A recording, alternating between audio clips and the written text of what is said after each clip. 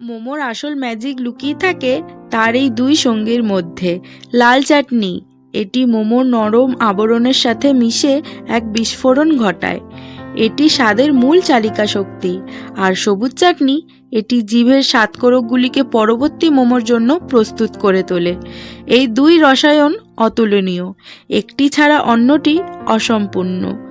এই চাটনিগুলি প্রমাণ করে যে সঠিক সঙ্গী পেলে একটি সাধারণ খাবারও কতটা অসাধারণ হয়ে উঠতে পারে।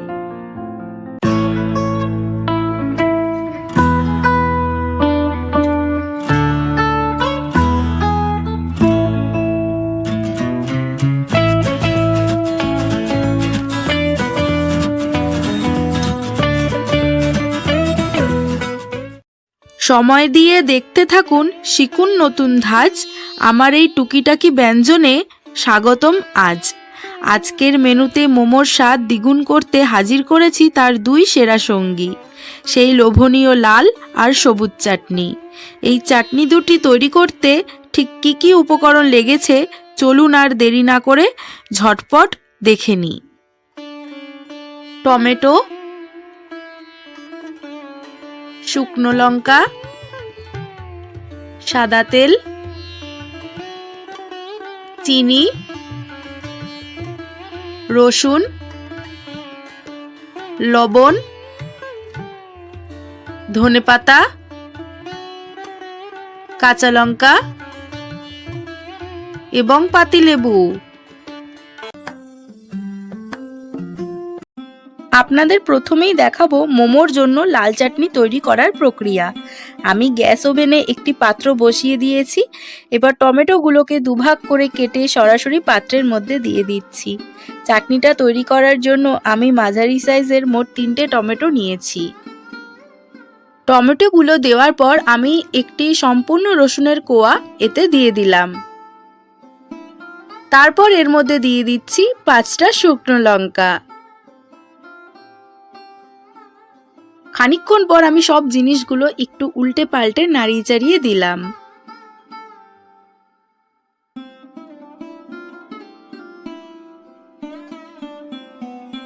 আমার এই পদ্ধতি ব্যবহারের কারণ হলো এতে প্রত্যেকটি উপাদানে একটি স্মোকি ভাব আসবে, যা চাটনির স্বাদ দারুণ বাড়িয়ে দেবে।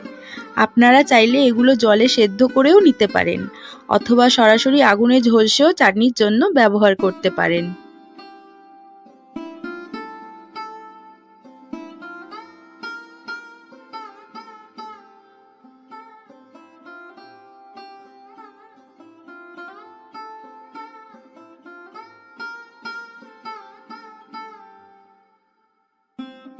আমার সব উপকরণগুলো ভাজা হয়ে গেছে, দেখুন বেশ একটু পোড়া পোড়া ভাব চলে এসেছে না? এবার সব উপকরণগুলো একসাথে একটি মিক্সিং জারে তুলে নিচ্ছি। এখন আমি সবকিছু একসাথে মিহি করে পেস্ট করে নেব।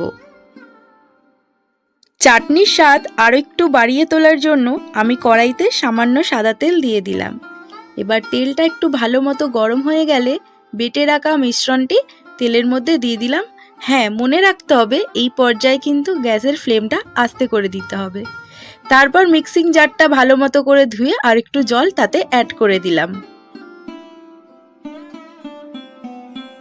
এখন আমি চাটনির স্বাদের জন্য এখানে দিয়ে দিচ্ছি পরিমাণ মতো লবণ আর চিনি।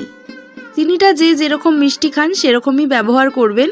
আমি এখানে 1 চামচ মতো চিনি ব্যবহার করছি, কারণ ঝালটা সাথে একটু ব্যালেন্স করতে হবে সেই কারণে। সবকিছু একসাথে ভালো মতো নাড়িয়ে চাড়িয়ে একটু মিক্স করে নিতে হবে।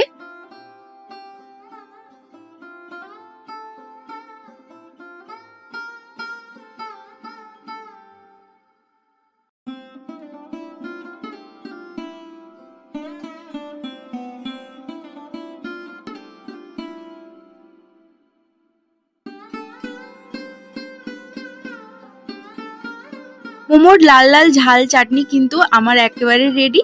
এবার আমি একটা পাত্রে তুলে নিচ্ছি।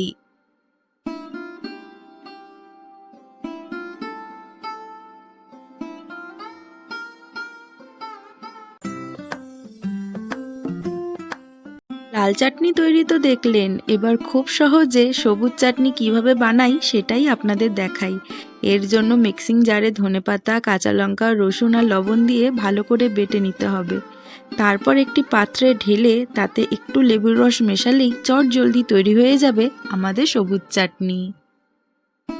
আমার চ্যানেলে দার্জিলিং স্টাইল দারুণ চিকেন স্টিম মোমো এবং স্যুপের সম্পূর্ণ রেসিপি দেওয়া আছে। সেই ভিডিওর লিংক আমি নিচের ডেসক্রিপশনে দিয়ে রেখেছি, আপনারা এখানে ক্লিক করে দেখে নিতে পারেন এবং বাড়িতেই বানিয়ে ফেলতে পারেন।